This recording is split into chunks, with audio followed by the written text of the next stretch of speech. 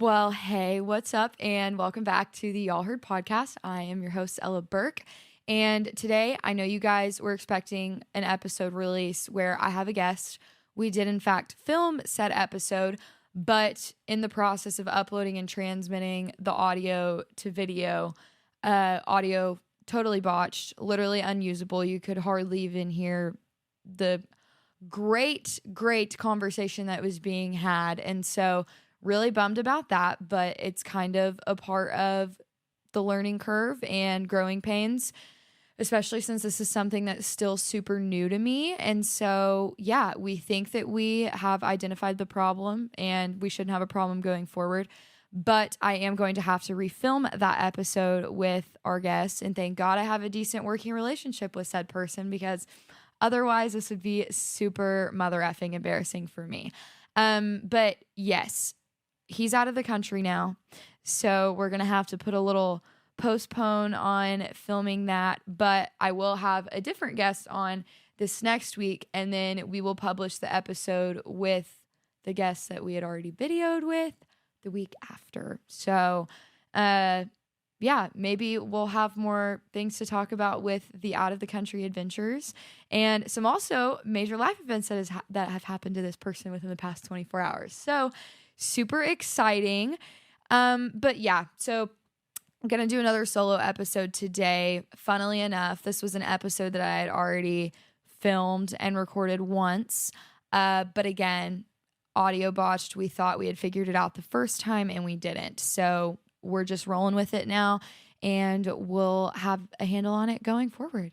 But today, let's get down to it. I wanted to talk about the art and the importance of unlearning.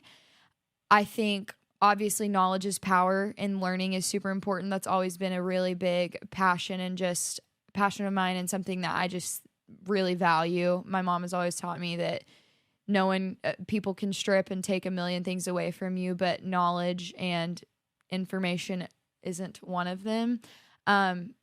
Isn't or aren't? Grammar police, whatever. But it's just as important to unlearn things that we may have picked up along the way, just in our life experiences where they may not be as beneficial. So like that could be certain habits or learned behaviors from the environment you grow up in. It could be certain concepts that we get from society, stereotypes, whatever, hate, a lot of different things that you can unlearn. And I think it's just as important to unlearn certain things as it is to learn certain things. And so today we're just going to talk about it. I'm going to go over things that I'm currently unlearning.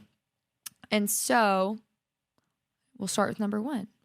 I am currently unlearning that I need a take on everything. And I know people that are watching this that know me really well are probably laughing on me preaching that people don't always need an opinion on everything, because I am one of the people that does have an opinion on everything typically. But as I'm growing older and hopefully a little more wiser, I'm not necessarily sure that I can say that yet, but we're working our way up to it. It's okay to just observe and sit back sometimes, and you don't necessarily have to take a side or have a take on everything. I know there are a lot of issues now in this day and age that are super polarizing. Now, let me be clear. I do think you don't necessarily have to have a take, but there are things that you may not have a take on yet that you should get educated about and form an opinion on. Things that deal with the betterment of other people and the welfare of other people. I think that's super important, and it's always been super important to me. But nice little sidetrack. But yeah, there's a lot of gray area, and I think a lot of people feel pressure to have an opinion on everything when they don't necessarily need to. I think life is better sometimes when you just sit back and let things play out the way that they happen, and you don't necessarily have to have an opinion on it. Sometimes silence is smarter than spinning it, and that's okay. But yeah, politics, pop culture, drama, I mean, situations that are personal to us that happen in everyday life. I mean, there have been plenty of instances, especially like within my family, where like people might be beefing and I can have opinions, but sometimes it's better for me to just not think about them and rather just kind of go with the flow, if you will.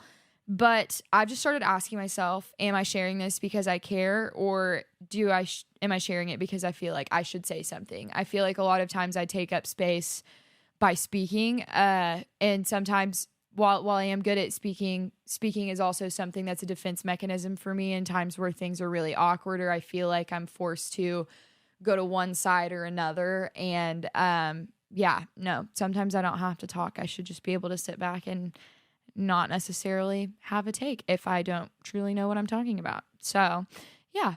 Number 2, unlearning that being low maintenance makes me easier to love.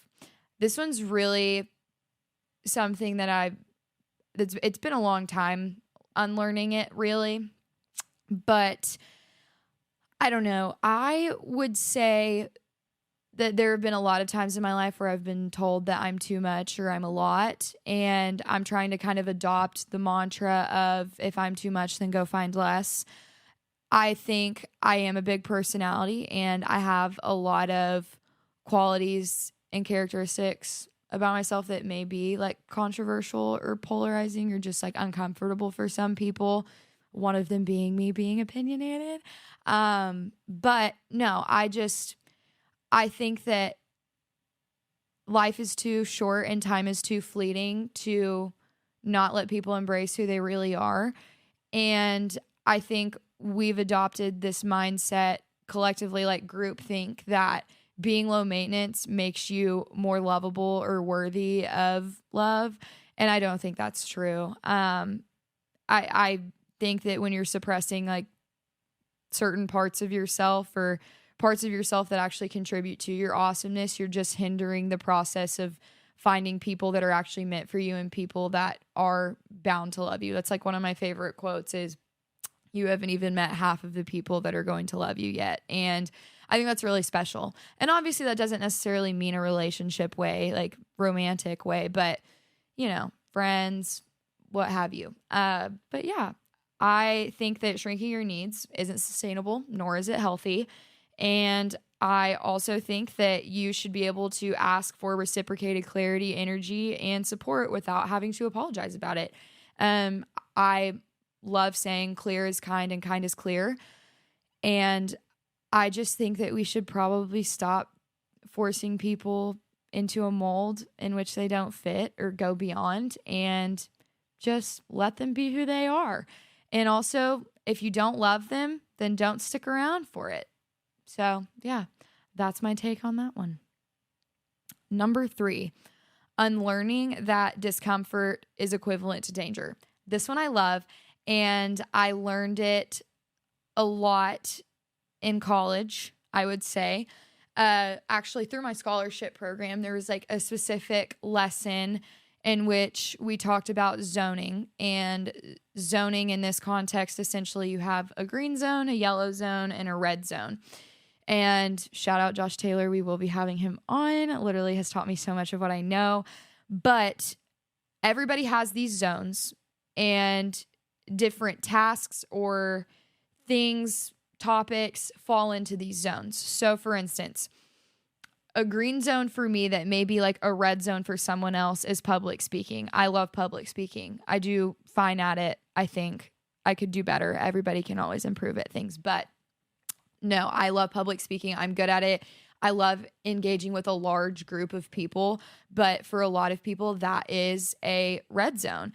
A yellow zone for me, I would say, talking about politics, not necessarily like standing on business on the things that I value and think are correct, but having conversations with somebody that has a super far opposing view from me, that's a yellow zone for me that it used to be a red zone, but I turned it into a yellow zone, and that's a part of the whole concept. So things that are in your red zone, that could be skydiving, it could be talking about serious topics, or just having hard conversations, public speaking. I'm trying to think of other things that could be red zones for people. I mean, like shit as silly as scary movies, things like that. basically encompasses the concept of getting comfortable being uncomfortable. So the goal is that you take your red zones and you turn them into yellow zones. And then hopefully at some point they become green zones. But that is where yellow zones are where the most growth happens, as Josh said. And so, yeah, I think that it's when people get in their red zone, people are like, oh my gosh, like freaking out, and also can equate discomfort to danger when that's not necessarily the case. And you should be looking at your red zone as an opportunity for growth to turn said red zone into a yellow zone. And yeah, just get comfortable being uncomfortable. Discomfort can mean growth, not doom. Just because it feels unfamiliar or awkward doesn't mean that it's wrong. And your body can be anxious and you can still recognize and believe that you're safe. This is especially relevant when you're trying something new. For instance, this for me, being in front of a camera and talking out my ass a lot of the time is uncomfortable for me. It's really uncomfortable, and especially pushing it out for people to be able to watch and listen. Like, I know that what other people think of me is like none of my business, but sometimes I do think it's my business, and I'm working on that. But just the fact that I'm pushing something out there that's shareable and that people can talk shit about, like, that's scary to me. It always has been. And it's not necessarily, I just hate being disliked, especially for no reason, for no valid reason. And I like to know when I'm being disliked for a certain reason. I like that to be communicated to me, if you will. But sometimes I'm uncomfortable just because I'm doing something new, but not because I need to abort mission. And yeah, that is number 3 for me. Number 4, this is another good one that kind of segues from the second one we talked about, unlearning that achievement equals worthiness. I have always been really bad about finding my identity in the things that I achieve, whether that be my name on a plaque, a gold medal, all A's, whatever. I have just always felt that I've set the standard that I expect greatness for myself 100% of the time. And I don't think that's realistic. Productivity doesn't necessarily equal value. Just because you have an off day doesn't mean that you're literally set up for everything but success. Like you're not set for failure on that. And you're not more lovable when you're crushing goals. I think there are a lot of qualities about myself and about you guys too that are super lovable, and they don't require you achieving something. You just kind of are the way that you are, and you're yourself, and that's enough. And not in a chuggy way like Hobby Lobby freaking sign that you put in your bathroom and stare at while you're taking a dump, but I'm like just keeping it a buck. And this is something that I'm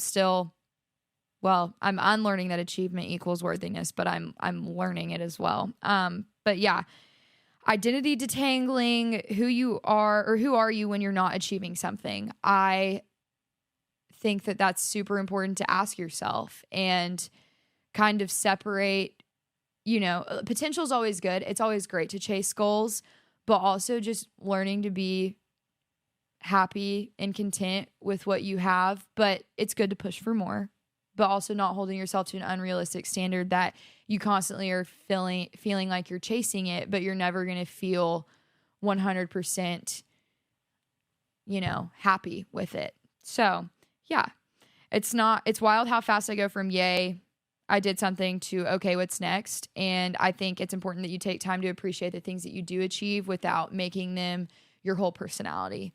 And that's huge for the program. Not everything has to be a resume builder. And a lot of times I'm literally speaking into this camera. I watch it back and I'm speaking to myself, it's really good. Really good for internal dialogue, if you will. I'm also unlearning that I can be disliked, but also be impactful. I think the best example of this is in certain situations when you're growing up and your parents are like, insistent upon something or teaching you something, and you think that they're so far wrong, but then it takes you a few years to look back in retrospect and be like, okay, they were actually really right in that moment. I'm glad they pushed me in this certain direction or did what they did, because it actually set me up for better success, or I actually learned something for it or from it. And I think that's really important. I think a lot of times that I've found that I am most impactful when people like me, but also as I'm getting older, and again, kind of more wiser-ish, as I'm getting older and a little more wiser, I am learning that what I'm saying can be received negatively, but it can be turned positively at some point in a person's future, whoever's receiving it. And I think that's really important. Yeah, I think you can say something true and still piss someone off. I think that's pretty obvious. I truly believe that the best way that you can love someone is by having hard conversations. And that's a way that I felt really loved. I used to be able to not take criticism like worth shit, but now that I've gotten older and I have like a really good circle of people that can hold me accountable and have conversations with me about certain behaviors that they've noticed that maybe like not be that aren't that great, or just being clear on, you know, and me being open to advice as well with big life decisions and such. But yeah, I think this especially hits in things like this. I feel like for instance, I don't like Joe Rogan. I don't. But there are several different things, like from listening to certain parts of his podcast, that I've really appreciated and have pushed me in like a growing direction. And I know that probably some of these people watching this are going to be like, what the hell did he exactly say? I can pull up some examples, but I don't like the guy, and I don't really agree with the guy a lot of the time. But again, there are things that he says that are still well received on my end, and I don't necessarily like him. And yeah, I think that's cool to recognize. And I think, you know, you can have mixed emotions about certain things or certain people and still receive them well, or try to receive them positively. If you're trying to be liked by everyone, you're diluting what actually matters about yourself. I think that if you're a person that is for everyone, then you're probably really exhausted, because you're trying to fit a million different molds and ideas that people have of you that may just not be really who you are. And it's exhausting. So just be who you are without hurting yourself or other people. And yeah, some of the people who changed your life didn't coddle you. They just kept it real. That goes for my parents. That goes for certain professors. That goes for friends that I've had in the past. And, you know, there are a lot of people that at the time I couldn't realize they were doing me a favor by giving me maybe some unsolicited advice or just commentary on something or on myself. And I wasn't receptive to it then, but looking back on it now, I can see how important it was and how much it meant to me and how much it shaped me into the person I am today. And that, yeah, mom and dad, you can take this with a grain of salt. I'm not saying you were right all the time, but yes, there were times that you definitely were right and knew best, but salute to you. Yeah, I'm not here to be palatable. I'm here to be useful. And that's kind of another mindset I'm trying to adopt as I get older. Unlearning timelines. Oh my gosh, this one's huge. This one's really big. If you're constantly focusing on other people's grass, yours is going to be neglected and it's going to get really dead, and nobody likes a shitty yard or landscape. Yeah, I think that especially in the areas where we live, especially like if you're in the South Bible Belt, people have and push this timeline that's like, I guess, conceptually ideal to them on you or on people. And sometimes, like, it's just not for everyone. People have kids at different times. People get married at different times. People get their degrees at different times. People start working at different times. People wake up out of bed and get their ass up at different times. Like, it's not a uniform thing. It's not a one-size-fits-all thing when it comes to timeline. And I hate the supposed to script. I think it's fake.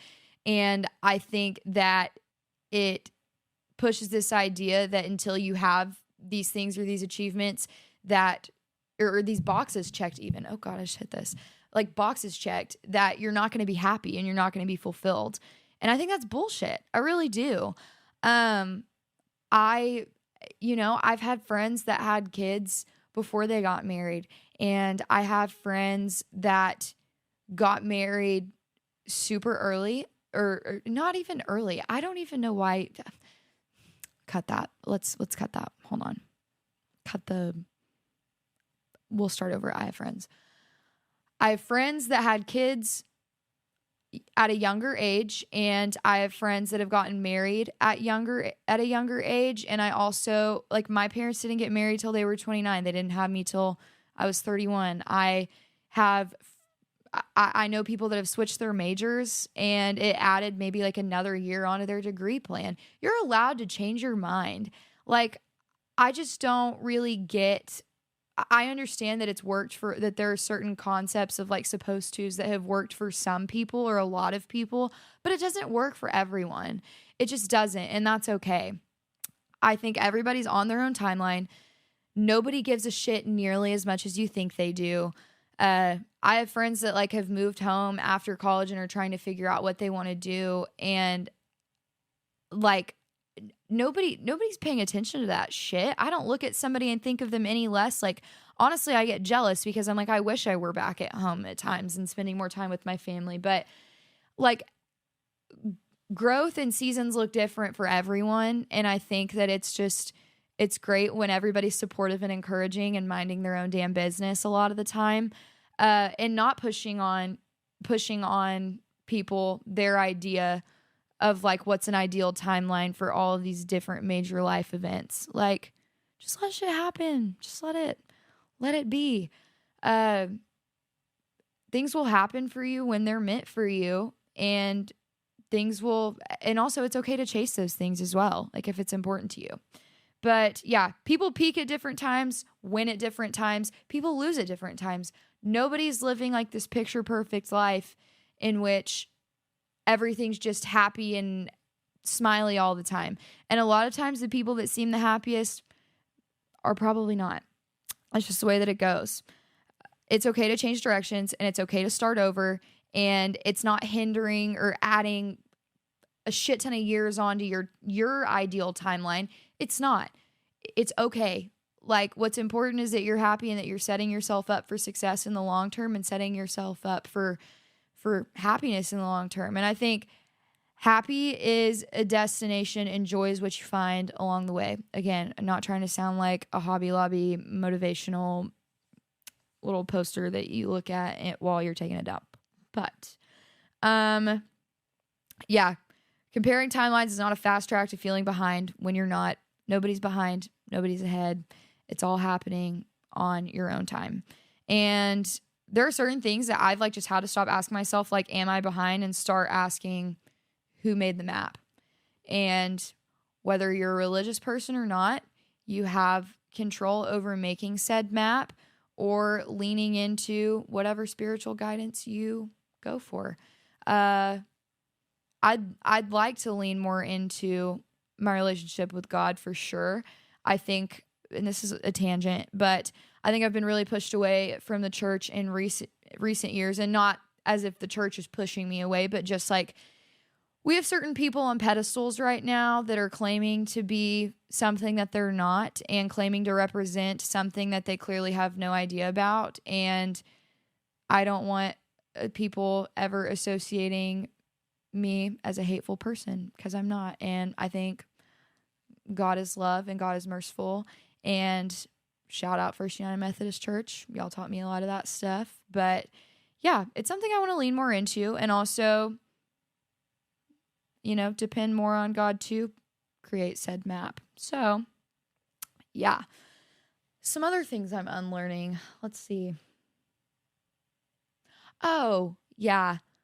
Like the whole, like the ideas that are pushed out on social media and trends that are pushed out on social media that have to do with like health and wellness that are like hella unrealistic for most everyone. I'm unlearning that that's like ideal. because it's not, and it's also not necessarily realistic for everyone. Like while I would love to get more into meal prepping and going to the gym every single day, it's just not always going to happen. Sometimes I want a damn McDouble or a McChicken, and sue me. I don't know what else to say. But I do think it's important definitely to like nourish your goals and push yourself in that direction. But like baby steps are okay. Baby steps are fine. Another thing I'm unlearning is that you only get one shot. I think this applies in a lot of different areas, whether it be relationship, job, school, everyday life. Sometimes you just have to ask for a second chance, and sometimes they're just naturally presented to you. I think that there's a big pressure to get it right the first time, but it also just leads to avoidance or over editing what you're doing. I feel like a lot of the best things in my life happened after I thought they were supposed to, and I just needed a chance or two again to try. And also you create your own second chances a lot of times. But yeah, I think that a big example of this is my relationship with my dear sweet boyfriend. As a lot of you guys know, it's because a lot of you have grown up with me, or you've at least heard the story. I had liked Carson since the 7th grade. And I did tell him multiple times I had liked him throughout the course of middle school and high school.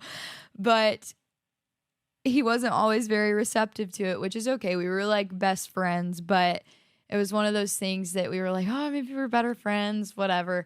But if I had looked at, telling him that I had feelings for him that were bigger than just a friendship level as a one-shot type of thing, then I definitely would not be dating him today. Unfortunately, the man took a little bit of work to get to, but that's okay.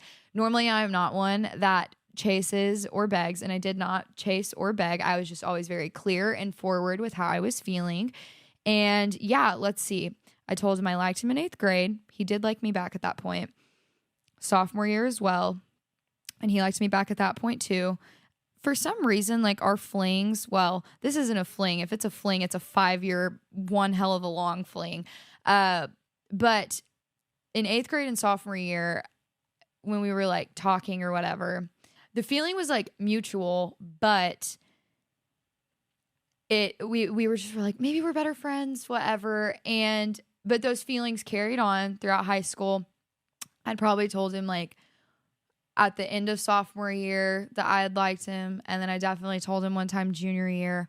And he was just like, yeah, like, nah, like ball is life. And that's fair. It's okay.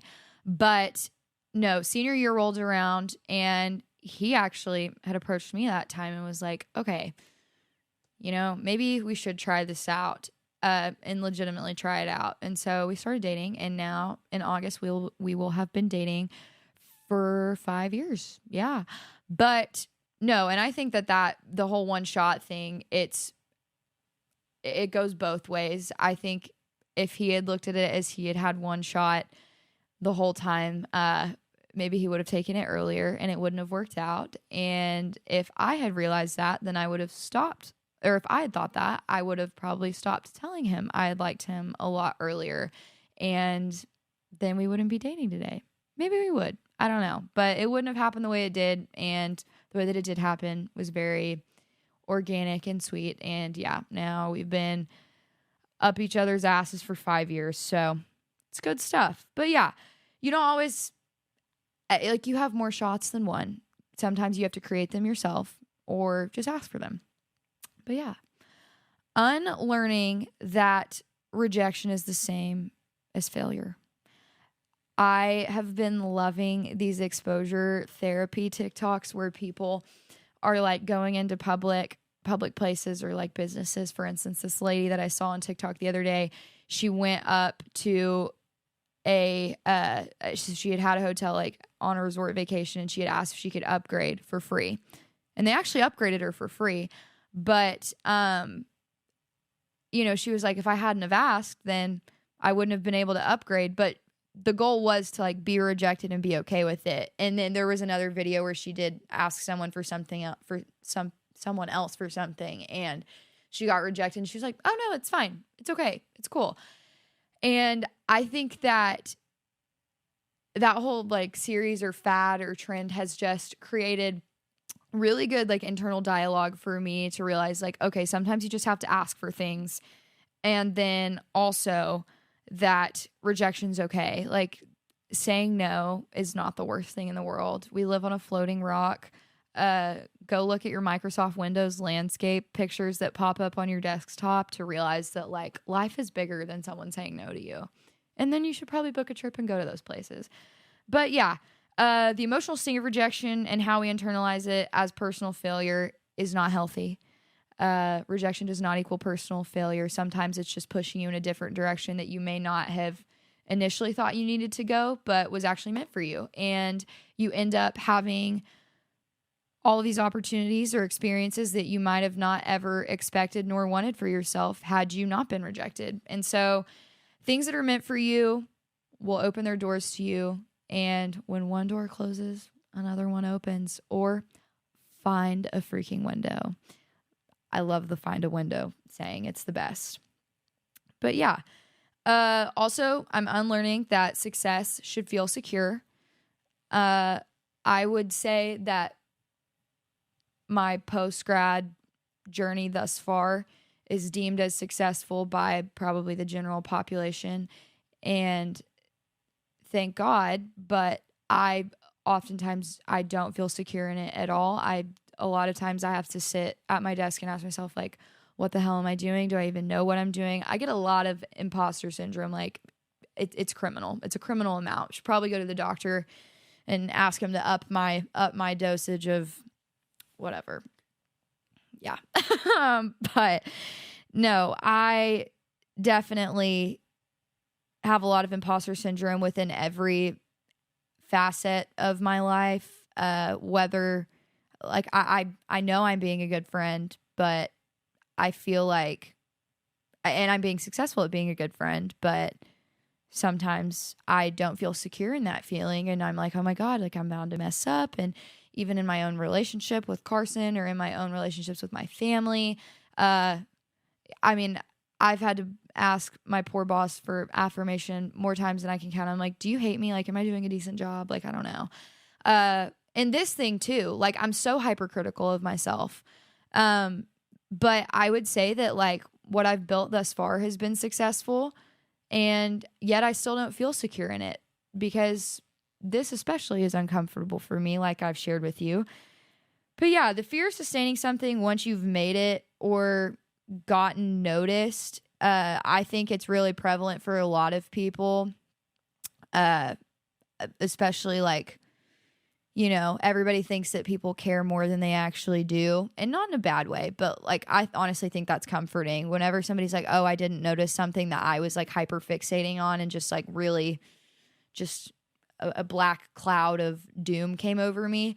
It's like the biggest relief ever. I'm like, holy shit, you weren't paying attention to that? No, like I thought you did really great. I'm like, are you blowing smoke up my ass? Like what's the sitch here? But yeah, I think success often comes with vulnerability. When there are more eyes and more expectations and more risk, it really pushes you to be put into a vulnerable state and that's a hard word. Words are hard. Vulnerable state. And yeah, I thought success would feel like I did it, but sometimes it just feels like, Ella, don't mess this up. And that's something that I'm still unlearning. And it's okay for me to mess up and still be successful and maintain the art of success. But yeah, that's my little TED talk for the day, are things that I'm unlearning. I'd love for you guys to share things that you are unlearning as well.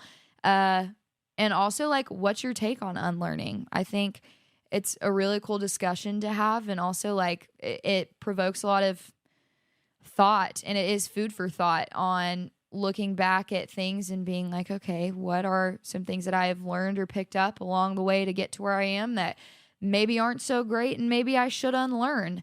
I'm constantly unlearning that I always have to be right. It's tough. I come by it honestly. But yeah, Also, like, let's talk about this too. A lot of shit has happened this week. Ozzy Osbourne has passed away. Trisha Paytas had her baby Aquaman. Uh, Hulk Hogan just died. I just learned that. It's like right before walking in here, I was like, holy shit, that's crazy. WrestleMania looks a lot different now. But no, a lot of stuff has happened this week.